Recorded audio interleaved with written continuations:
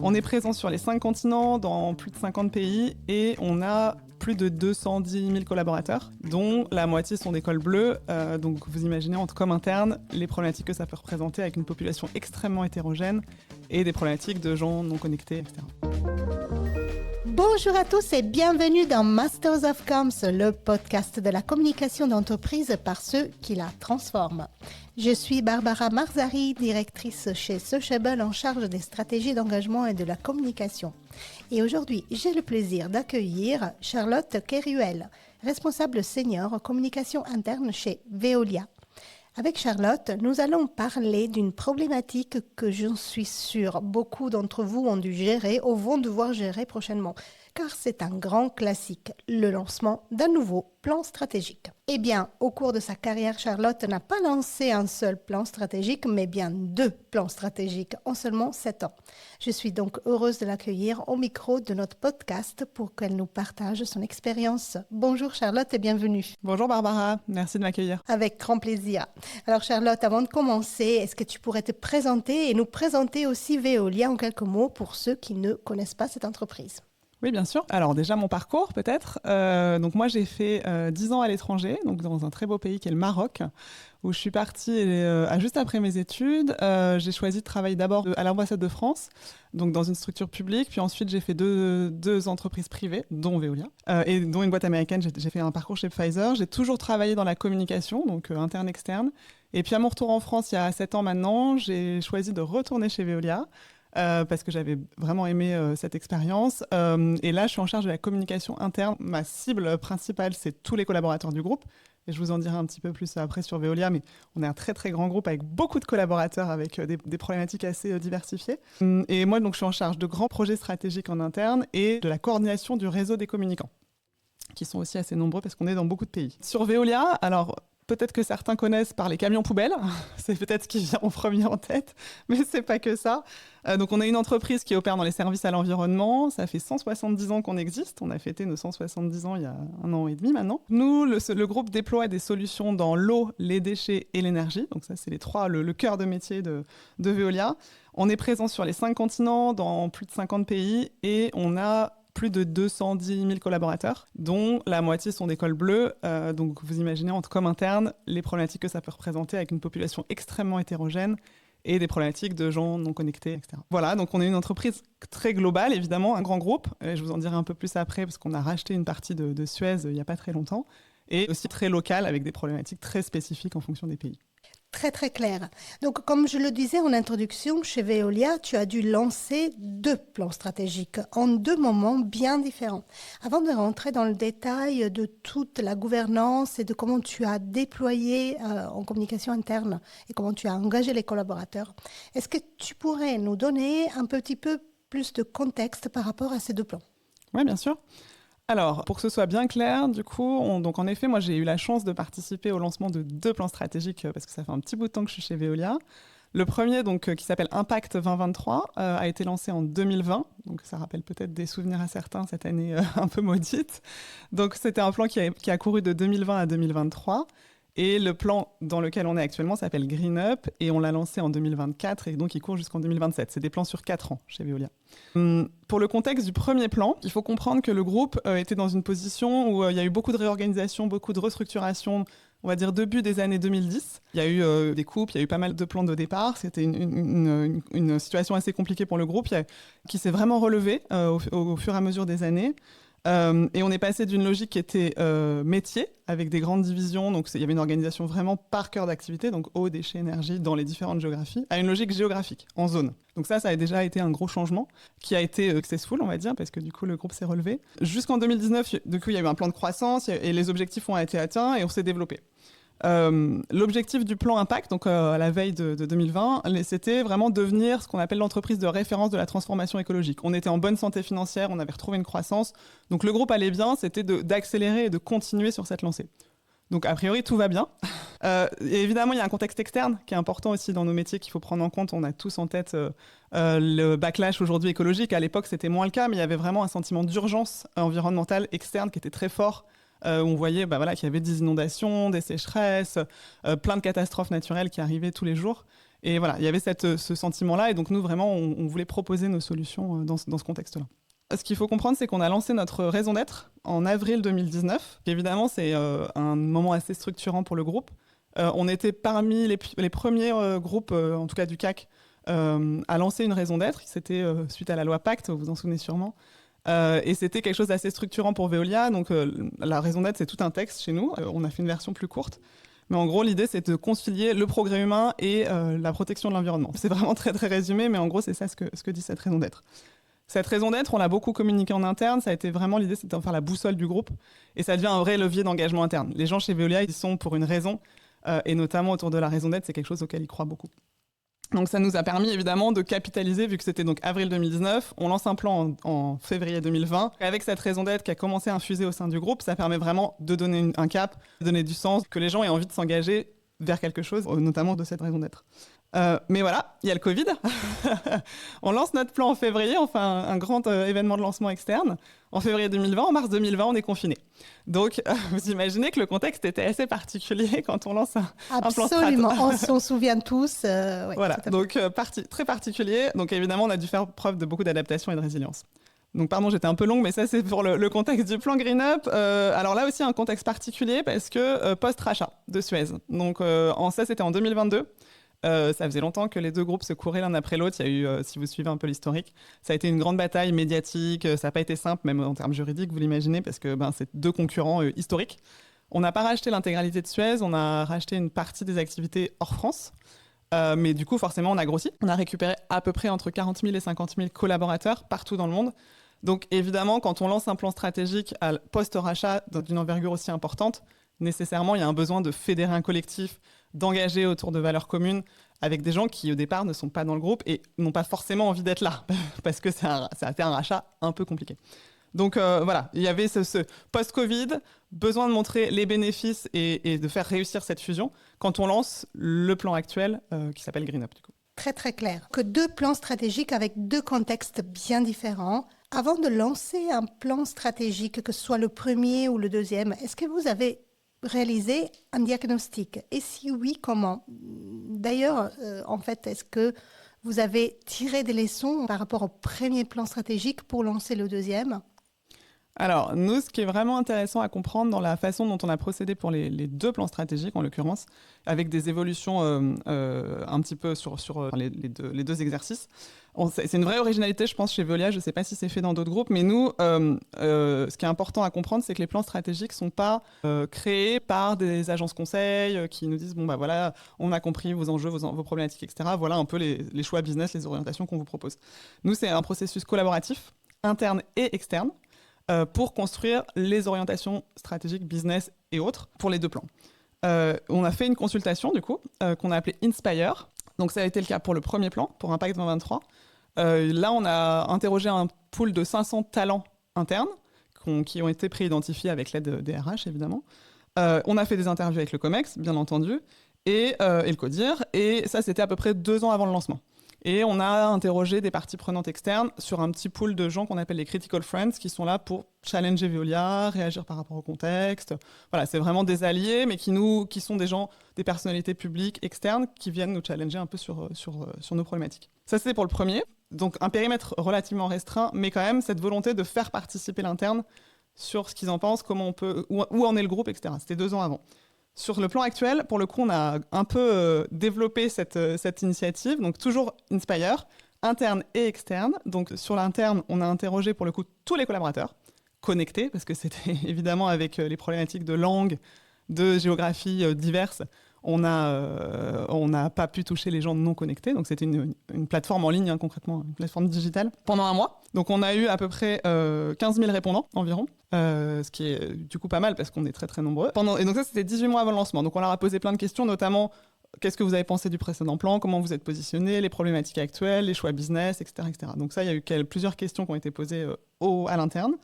On a aussi fait cet exercice-là avec les parties prenantes. Donc là, on a élargi avec un dispositif assez innovant qu'on appelle Plus 1, qui est en gros un dispositif d'intelligence collective où on a interrogé l'intégralité de nos parties prenantes. Donc nous, on a accolé à la raison d'être qu'on a lancée en avril 2019, on a développé le concept de performance plurielle Et le message principal à retenir, je ne vais pas rentrer dans trop de détails, mais ce qui est important, c'est de comprendre que Veolia affirme qu'elle n'est pas là pour chercher uniquement une performance financière, mais aussi une performance environnementale, sociale, sociétale et financière, évidemment, à la fin. Donc on a 5 dimensions, et à ces 5 dimensions correspondent 5 types de parties prenantes. Les actionnaires, des ONG, des partenaires, les collaborateurs, etc., etc.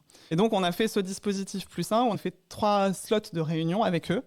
On a mis tous ces gens autour de la table, donc des partenaires internes, externes, pour les interroger autour de où en est le groupe, qu'est-ce que vous attendez de Veolia pour demain. Et donc, quand on a fusionné les feedbacks internes sur Inspire avec 15 000 répondants et les feedbacks externes avec ce dispositif plus 1, ça nous a permis d'en déduire certaines choses et donc de construire le plan stratégique actuel. Donc, une démarche très participative. Très, exactement. Très intéressant. Et une fois le plan stratégique conçu et terminé, il a fallu le déployer, bien évidemment. Est-ce qu'il y a eu des directions avec lesquelles tu as travaillé de manière plus étroite au quotidien ? Alors oui, évidemment, on ne peut pas faire ça tout seul, même si on a plein de bonnes idées. On travaille évidemment en relation extrêmement étroite avec beaucoup de directions. Donc il y a eu cette consultation interne, évidemment.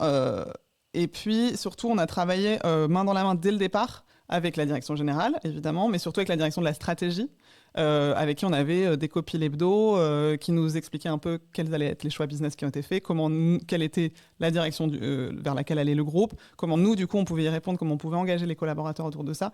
Donc, c'était vraiment un travail conjoint. Évidemment, sur le deuxième plan, on a appris aussi de ce qui s'était passé sur le premier. Donc ça, c'était super intéressant. Même si les personnes peuvent changer à la tête de ces directions, il y a quand même une vraie continuité dans le travail qu'on a fait avec eux.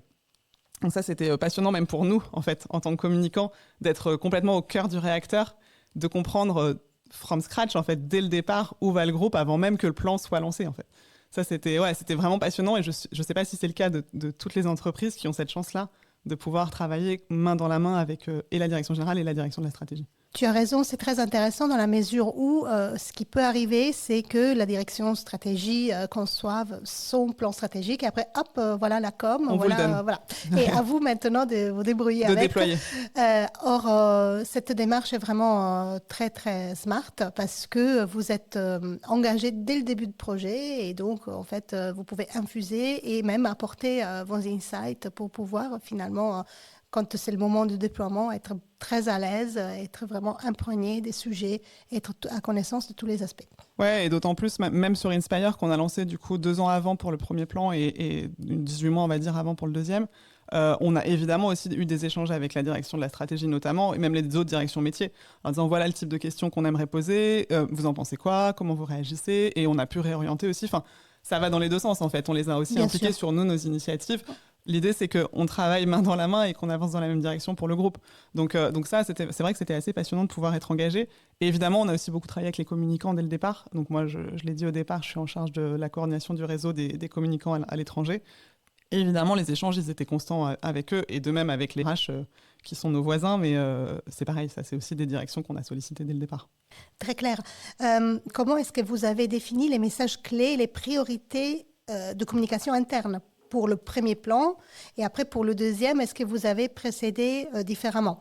Tu as déjà dit un petit peu le fait d'être engagé dès le début du projet du second, finalement ça a facilité votre tâche, mais est-ce que vous avez vraiment pu, par exemple, vous avez eu votre mot à dire sur les priorités, sur voilà, les actions à mener?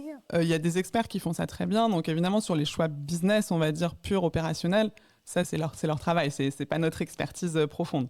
Nous, on essaye de comprendre là où ils veulent aller, quelle est la différence entre le plan 1 et le plan 2, par exemple. Est-ce qu'il y a une différence? Est-ce qu'on est plutôt dans la continuité? Parce que nous, derrière, ça nous permet aussi de construire nos messages stratégiques en fonction des choix qui sont faits, des choix business, et de l'expliquer. Il ne faut pas oublier qu'en interne, comme je vous le disais, on a une cible qui est extrêmement hétérogène, qui est très large. Donc, on a du cadre, dirigeant, etc., jusqu'à de l'opérationnel terrain, des gens qui ne vont pas être touchés notamment par les outils digitaux. Donc, voilà, comment on arrive aussi à engager une cible extrêmement large et aussi hétérogène. Évidemment, on a des cibles différentes qu'on va adresser avec différents canaux, mais moi, comme ma cible, c'est tout collaborateur, il faut aussi se poser la question. Sur la définition des messages clés en termes de communication pure et dure, dans les deux cas, ils sont faits en fonction du récit stratégique qui est proposé au départ par la com.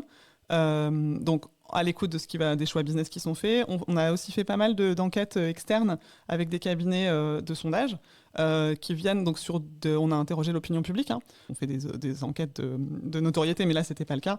Sur c'est comment vous percevez la question écologique en général, etc. Et nous, ça nous donne évidemment des billes. C'est des enquêtes qui sont faites. On a un baromètre qui s'appelle le baromètre de la transformation écologique, que je vous invite à regarder en ligne, parce que c'est assez intéressant justement de voir les évolutions. On le fait tous les 2 ans, ce baromètre. Comment la population, et là c'est mondial, c'est pas que France, comment la population se positionne sur les sujets environnementaux. Nous, ça nous donne des billes pour construire un récit stratégique autour de ça. Évidemment, on le fait pas que en fonction de ça, mais on est obligé de prendre en compte le contexte externe, ça c'est une évidence. Donc voilà, on construit les messages en fonction du récit stratégique qu'on pose, qui est validé par la direction. Et ensuite, évidemment, le contexte a beaucoup orienté les priorités en termes de communication, comme je le disais au départ. Impact s'est lancé a été lancé 1 mois avant le Covid. Donc, vous vous doutez bien que ça a un tout petit peu chamboulé un plan qui était potentiellement tout tracé. Enfin, on ne sait pas trop ce qu'on fait chez Veolia, mais voilà. Il y avait la raison d'être, puis le Covid, en fait, il faut comprendre que le Covid a beaucoup mis en exergue les métiers qu'on a chez Veolia. Vous vous souvenez, je pense tous, nous, on a beaucoup communiqué sur les services essentiels. C'est-à-dire que les gens chez nous qui ramassent les poubelles, qui traitent l'eau, qui distribuent l'énergie, etc., ces gens-là, s'ils ne ramassent pas vos poubelles, s'il n'y a pas d'eau au robinet, vous ne pouvez plus avancer, vous ne pouvez plus vivre. Donc évidemment, c'est des gens qui ont extrêmement été impliqués. Tout de suite, on a été les premières entreprises à donner des masques, à vacciner. Enfin, il y a eu un énorme travail fait par le groupe pour protéger ces gens-là, pour faire en sorte que leur travail se continue dans des conditions de sécurité maximales. Et donc évidemment, les priorités de com, on était plus sur, oui, il y a un plan stratégique, il y a des orientations business qu'il faut suivre, etc. Vous vous doutez bien que le Covid a quand même légèrement influencé les premières années. Ouais. Et pareil, il y a eu Suez au milieu. Donc là, le groupe a passé la tempête, les 2 tempêtes, on va dire, parce qu'à 2 ans d'intervalle, on ne s'est pas ennuyé. Mais c'est aussi ça qui fait l'intérêt de notre métier et qui est absolument passionnant. Mais c'est sûr que voilà, les messages de com, ils ont dû pas mal s'adapter de par aussi le contexte externe. Vous pouvez avoir une idée au départ et puis il y a des choses qui arrivent et on doit s'adapter, on doit être très agile. Et là, vous êtes en plein dans le 2e, donc croisons les doigts pour que tout se passe cette fois. Qu'il n'y ait pas de crise, vraiment, voilà, comme, de nouvelles crises. Ouais. En ce qui concerne après la gouvernance de la communication interne autour du plan, je pense notamment à la coordination entre communication centrale et les déclinaisons locales et métiers. Est-ce que ces dernières avaient de l'autonomie ou est-ce qu'ils avaient un cadre très, très strict? Comment est-ce que vous vous êtes organisé? Alors, c'est un peu des deux. J'ai envie de te dire, je te fais une réponse à la normande. Ils sont complètement autonomes et ils sont complètement cadrés. Nous, il y a un principe qui prévaut chez Veolia, c'est ce qu'on appelle le principe de subsidiarité. Et en fait, ça marche à la fois pour le business et pour les opérations et pour nous, nos métiers, pour les fonctions support. En fait, l'idée, c'est que le groupe, donc le corporate, là où je me situe, on insuffle une dynamique, on donne un cadre. Parfois, on initie des projets globaux que les zones doivent déployer en local, mais on est surtout en support, c'est-à-dire qu'ils ont quand même une certaine marge de manœuvre. Ça va dépendre des projets, bien évidemment, mais l'idée, c'est vraiment, voilà, vous avez ce cadre-là, voilà les directions, les orientations stratégiques qu'a défini le groupe. Ensuite, en fonction de ça, évidemment, entre un collaborateur au Japon ou en République tchèque, vous vous doutez bien que déjà, il y a une question de langue qui est évidemment très importante, mais en dehors de ça, il y a aussi des spécificités locales, culturelles qui sont fortes. Donc, le cadre est donné par le groupe. Moi, j'initie des projets de communication interne globaux. On échange aussi beaucoup avec les communicants locaux en disant voilà l'idée du projet, comment vous réagissez, est-ce que, on prend aussi le feedback, les inputs en disant est-ce qu'il y a besoin d'orienter un peu les collaborateurs terrain, comment ils vont le prendre, etc., etc. On essaye d'être à l'écoute le plus possible. Et ensuite, eux, ils doivent appliquer en local. Il y a des choses, il y a certaines campagnes, on leur dit en fait c'est comme ça, pas autrement. Mais il y a aussi des campagnes où on leur dit vous avez une marge de manœuvre. Donc moi, en général, quand je lance un projet, une campagne ou une initiative interne, on leur donne un toolkit, des outils qu'on leur met à disposition, qu'on essaye de traduire au maximum. Et ensuite, on leur dit, prenez ce qui vous intéresse, ce qui va faire sens en fonction de vos canaux, en fonction de votre population locale qui peut être diverse et variée, en fonction de toutes vos spécificités locales et culturelles que vous connaissez bien mieux que nous. Alors, Charlotte, il est vrai que les sujets stratégiques sont souvent un terrain glissant en termes de communication, car ils peuvent être perçus comme des sujets très théoriques, ou en tout cas déconnectés des réalités du terrain et des métiers. Est-ce que tu pourrais me citer 1 ou 2 exemples de campagnes d'activation que tu as déployées et qui ont réussi à vraiment engager les collaborateurs sur ce sujet ? Alors peut-être ce qui peut être intéressant, c'est que je te cite peut-être une initiative dans chacun des plans strat qu'on a fait. Donc sur le premier plan, il y a une première initiative qui était assez intéressante. Moi je suis arrivée en cours, mais ça avait déjà été lancé avant mon arrivée. On a essayé d'engager, donc ça c'est une initiative digitale. 18 mois avant le lancement en pur et dur du plan, on a créé une communauté sur un réseau social d'entreprise qui existait à l'époque. On n'en a plus malheureusement aujourd'hui, en tout cas ça fonctionne différemment. Mais on a lancé une communauté en ligne où on a régulièrement posté du contenu, notamment des vidéos de notre président à l'époque. Aujourd'hui on a une directrice générale, à l'époque c'était un président, voilà, où il partageait des convictions. Donc des convictions autour de sujets divers et variés. Ça pouvait être autour de la collaboration, ça pouvait être différent. C'était pas forcément des sujets très techniques, très business. C'était plus des convictions pour un peu, on va dire, faire monter la sauce avant le lancement officiel du plan. Ça, c'est une communauté où il y avait pas mal de gens qui étaient connectés sur cette communauté et qui réagissaient. On avait la possibilité d'interagir, de commenter, etc., etc. Donc ça, je trouve que c'était une initiative assez intéressante. Sinon, là, pendant le plan, ce qu'on a fait, c'est qu'on a fait, et là, c'était après l'arrivée de nos amis de Suez, on a fait une campagne, alors c'est pas une campagne de marque employeur, mais on a fait une campagne où on a mis en valeur les collaborateurs. Donc on a une campagne qu'on a voulu interne et externe, qui est sortie aussi à l'externe, on a fait dans les médias, etc. On voulait vraiment montrer, incarner le groupe dans sa diversité, notamment après le rachat de Suez et donc le fait qu'on avait grossi. Donc on a été shooter des collaborateurs sur différents sites pour représenter nos métiers, pour représenter la diversité des personnes qui travaillent sur le terrain. C'est une campagne qui a très bien marché parce que l'idée c'était vraiment de montrer ce qu'on fait à l'interne et à l'externe, de mettre en valeur, de valoriser les gens, et ça marche toujours très bien, et évidemment de poser nos messages et d'expliquer ce qu'on fait, au service de qui on le fait.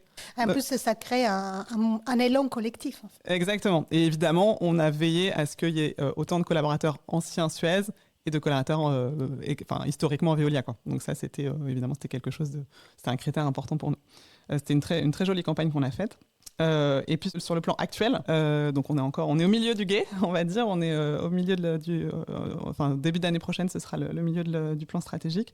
Là, on a fait évidemment quelque chose d'assez classique où on a d'abord fait de l'info très descendante, on a partagé les différentes orientations pour que les gens comprennent ce qu'il y a dans ce plan, etc., etc. On a essayé de faire en sorte ensuite, avec des petits quiz, des choses comme ça, de faire en sorte qu'on s'assure que les gens aient compris un minimum de choses. Et puis après, on s'est dit, le descendant, c'est bien, mais ça a ses limites quand même. On ne sait pas qui consulte, etc. Donc on voulait quelque chose de plus participatif, justement, ce qui était ta question. Donc on a lancé un challenge qu'on a fait pendant plusieurs mois, qui s'est appelé le Green Team Challenge, qu'on a eu beaucoup de plaisir à monter. C'était un gros projet. Et en gros, je vous l'ai fait très très courte, mais en gros, l'idée, c'était de matcher deux collaborateurs, à deux bouts du monde différents, dans deux géographies très différentes. Donc ça s'est passé par une plateforme en ligne où les gens remplissaient un certain nombre de critères, etc. Et à la fin, ils finissaient matchés avec un collaborateur, un collègue qu'ils ne connaissaient pas, qu'ils n'avaient jamais vu de leur vie. Et il y avait tout un système de gamification qui permettait de gagner des points, et à la fin, il y avait évidemment des gagnants par différents piliers. Et c'est pas fini parce que du coup, on a donc 8 gagnants à la fin de ce gros challenge en ligne. Et ces 8 gagnants, le cadeau, c'était de venir à Paris. Et donc ça aura lieu l'année prochaine. Donc j'ai hâte de vous en dire plus. Génial. Et j'imagine toi aussi, tu as été matché. J'ai été matché, voilà. Tout à fait, avec un collègue canadien. Francophone en l'occurrence, donc, mais oui, c'est pas du tout un profil comme le mien, c'est quelqu'un du terrain, il est sur un site de traitement d'eau, donc on a pu échanger en effet en ligne, c'était très sympathique et c'est un challenge qui a beaucoup fait sourire, surtout quand vous gamifiez pour engager les gens et qu'il y a un truc à gagner à la fin. On sait que c'est quand même assez efficace. Ben, tu prêches une convaincue, donc très bien. D'ailleurs, j'ai envie de te poser une question, parce que tu les as cités à plusieurs reprises. Il y a deux types de populations particulières. Chez Veolia, ce sont les collaborateurs qui vous ont rejoint de Suez, et aussi les écoles bleues. Comment est-ce que tu as réussi à engager, je pense notamment les collaborateurs de Suez, parce que historiquement, ils ont un bagage de culture d'entreprise différent, et l'école bleue, qui n'ont pas d'outils digitaux. Alors, je vais peut-être commencer par l'école bleue. Évidemment, ça, c'est le marronnier, je pense, pour tout communicant interne qui travaille dans une grande entreprise, ou pas d'ailleurs, en tout cas, qui est confronté à des problématiques où les gens n'ont pas d'identité digitale professionnelle. On a beaucoup compté sur notre réseau.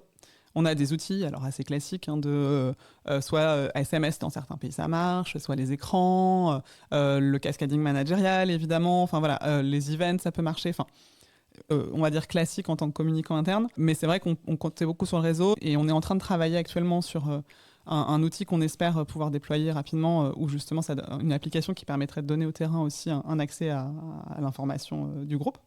Enfin, et pas que. Et sur les collaborateurs de Suez, alors on s'est rendu compte assez vite en fait que oui, on était de 2 maisons différentes au départ, avec historiquement quand même un peu, pas les ennemis jurés, mais presque.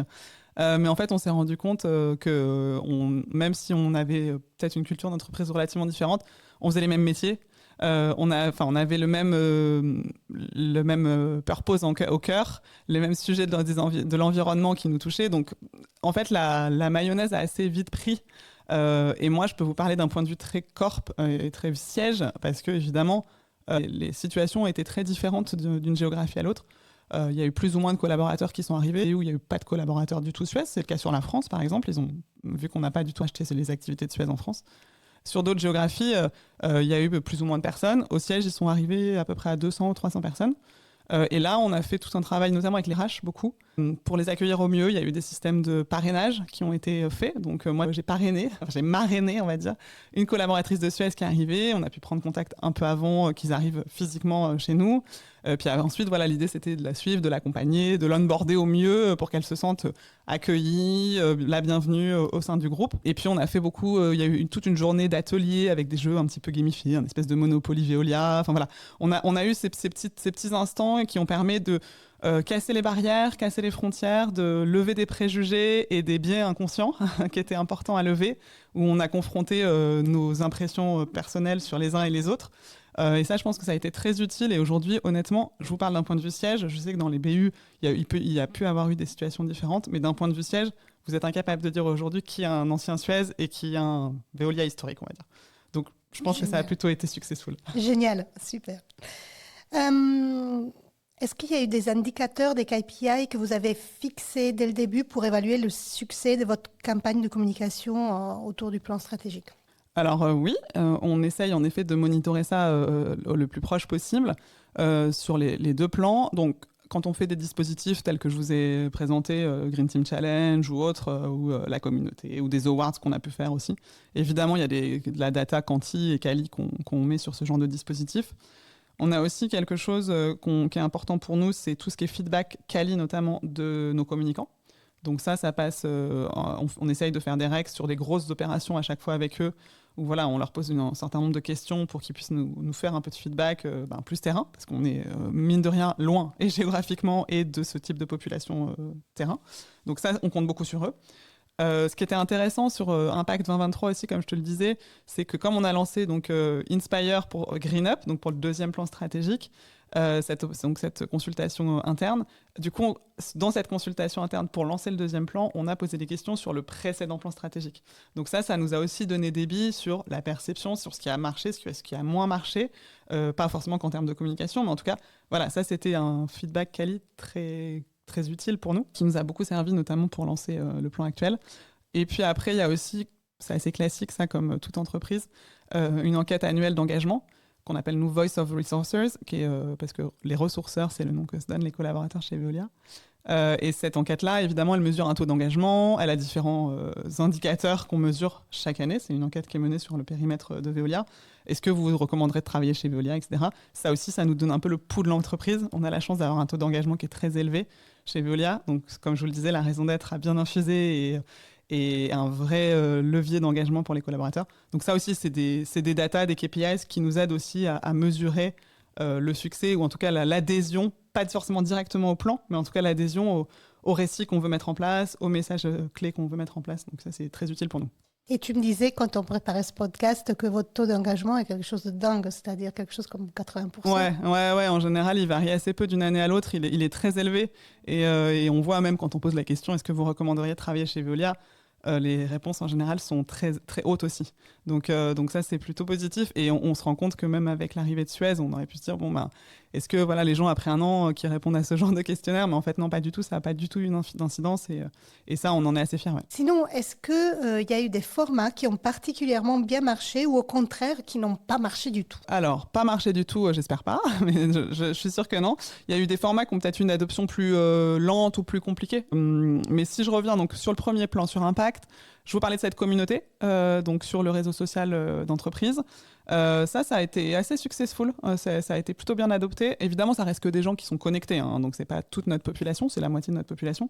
Mais il y a eu pas mal d'échanges, on voit que ça a bien pris, ça a permis de commencer à engager avant même le lancement du plan, qui a été du coup un peu chamboulé avec le Covid. Mais ça a été plutôt efficace. Et ensuite, sur une cible top manager, parce que je vous le disais, moi j'ai ma cible all collaborateurs, mais on a aussi une cible particulière qui est le top management. Ce qu'on a fait, c'est qu'on a fait régulièrement des webinaires qu'on appelait à l'époque les Impact Live. Donc ça, c'était des webinaires d'1 heure, 1 heure et demie, avec principalement notre direction générale, à minima notre président, maintenant notre directrice générale. C'est des choses qui continuent. Aujourd'hui, c'est les Green Up Live, du coup. Avant, c'était les Impact Live. Et ça, c'est des rendez-vous qu'on a 3-4 fois par an à peu près, on va dire une fois par trimestre. C'est des rendez-vous en ligne pour cette cible top management.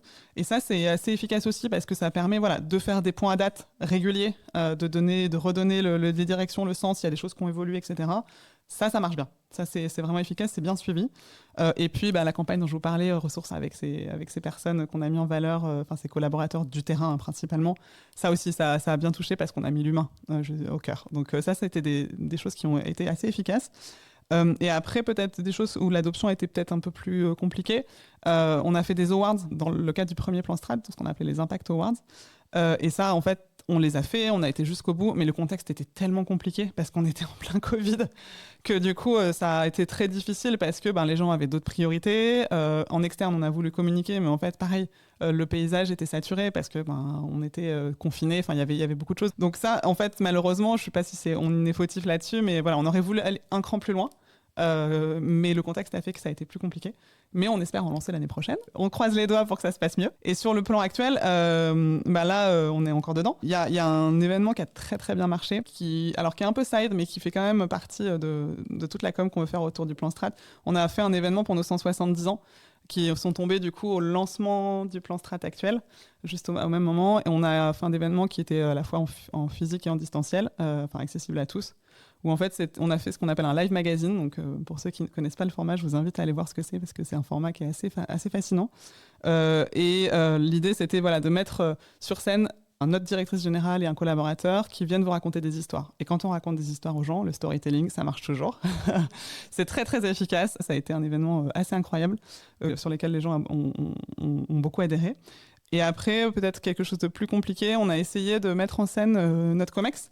Là, on a fait ça l'année dernière. On a partagé des petites vidéos très courtes, un format vraiment style réseaux sociaux, avec chacun alors pas tout le COMEX, mais nos 3 DGA, nos 2 DGA et directrice générale et nos patrons zones. On voulait vraiment mettre en avant les zones. On a fait des petites capsules vidéo de 2 minutes, 2 minutes 30, donc très courtes, où l'idée c'était qu'ils partagent leurs convictions autour des orientations stratégiques de Veolia, autour de là où en est le groupe, pourquoi ils pensent que grâce à nos solutions, on va pouvoir changer la donne. Ça a bien marché parce que le format était top, mais il y en avait beaucoup. Je pense que la profusion de vidéos a fait que, du coup, au bout d'un moment, il y avait un espèce d'effet de lassitude. Ça s'est un peu essoufflé sur la fin, donc ça, c'est une leçon qu'on a prise, mais le format, au départ, a très bien marché. Très clair. Charlotte, forte de cette expérience de 2 plans stratégiques, quels sont les conseils que tu donnerais à un communicant interne qui va devoir gérer la com d'un plan stratégique ? Très bonne question. C'est toujours utile d'avoir des conseils de ses pairs, donc je vais essayer d'être la plus pertinente possible. J'en donnerai 3-4 par rapport à ce que j'ai pu apprendre sur ces 2 plans stratégiques. On est encore dans l'actuel, donc il y aura encore sûrement des choses que je pourrais vous dire dans quelques années. Le premier, vous l'avez compris, c'est bien de se préparer en amont. Et pour ça, il faut être à l'écoute de ces parties prenantes au maximum, parce que ça va aussi venir infuser dans votre réflexion, etc. L'idée, c'est d'être le plus pertinent, le plus impactant possible. Donc, faire un état des lieux, écouter, se préparer. Je vous le disais, nos 2 plans Inspire, on s'y est pris vraiment 18 mois, voire 2 ans à l'avance. Donc, ce temps-là, il a été nécessaire pour digérer tout ce qu'on avait pu recevoir comme feedback et pour ensuite, du coup, nous définir les différents messages qu'on voulait partager dans le cadre de ces plans strat. Donc ça, c'est la préparation est essentielle. Le deuxième point, je dirais, c'est être en lien le plus étroit possible avec la direction générale, avec la direction de la stratégie, avec ceux qui font les choix business et qui déterminent les orientations stratégiques de business du groupe. Quand on le peut, en tout cas, c'est très précieux. Ça nous permet de comprendre leurs attentes, leurs besoins, de réagir, de donner son avis et du coup d'être le plus pertinent possible, nous, sur notre expertise et sur nos messages de communication derrière, parce qu'on aura bien compris ce que eux ont en tête, ce qu'ils veulent et comment nous, derrière, on peut s'en emparer. Donc ça, on a eu cette chance, nous, chez Veolia, de pouvoir le faire et c'est extrêmement utile.